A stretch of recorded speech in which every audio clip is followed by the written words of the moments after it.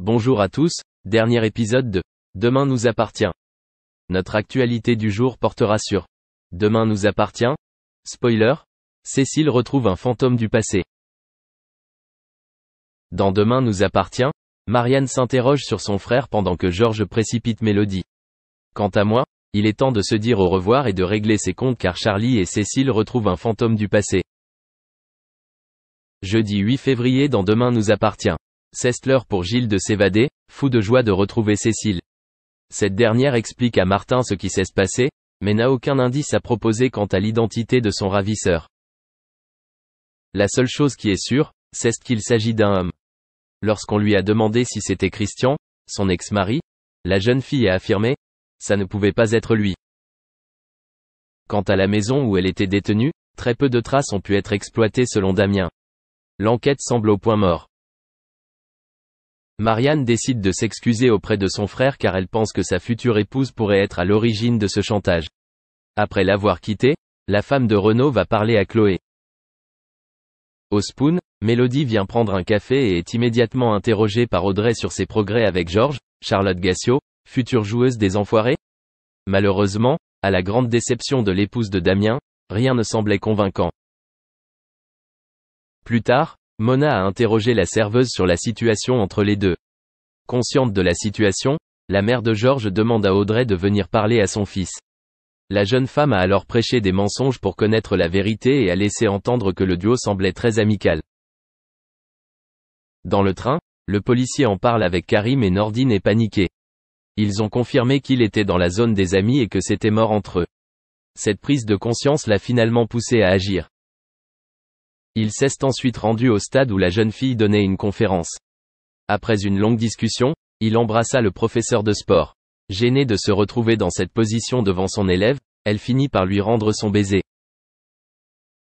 Merci d'avoir regardé et à la prochaine vidéo. N'oubliez pas de vous abonner à notre chaîne. En attendant, dites-nous ce que vous en pensez dans la section commentaires ci-dessous. C'est ça.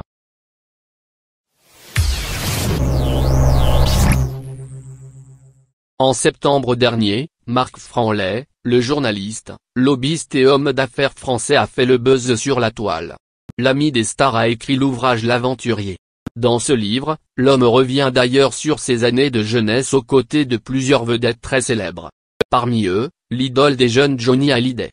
Depuis sa disparition, de nombreuses personnes font des révélations sur Johnny Hallyday. En mai dernier, c'est au tour de Marc Franlet de raconter quelques anecdotes marquantes concernant le chanteur. En effet, dans un livre, intitulé L'Aventurier, son ami d'enfance, se livre notamment sur les excès en tout genre du taulier. De sa jeunesse, à sa carrière ponctuée par la drogue, en passant par ses idylles, ou encore par son mariage mouvementé avec Laetitia Hallyday, l'ancien journaliste balance tout. Comme vous pouvez l'imaginer, certains de ces passages risquent de ne pas faire plaisir au clan Hallyday.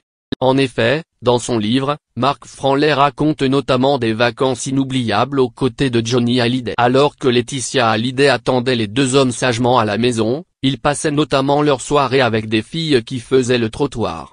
Il faut dire que l'attrait du chanteur pour les femmes n'est pas une nouveauté. Le journaliste affirme que le rocker était capable de tous les excès.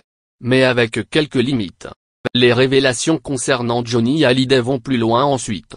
En effet, Marc Franlet explique notamment que le rocker était accro à certaines substances illicites.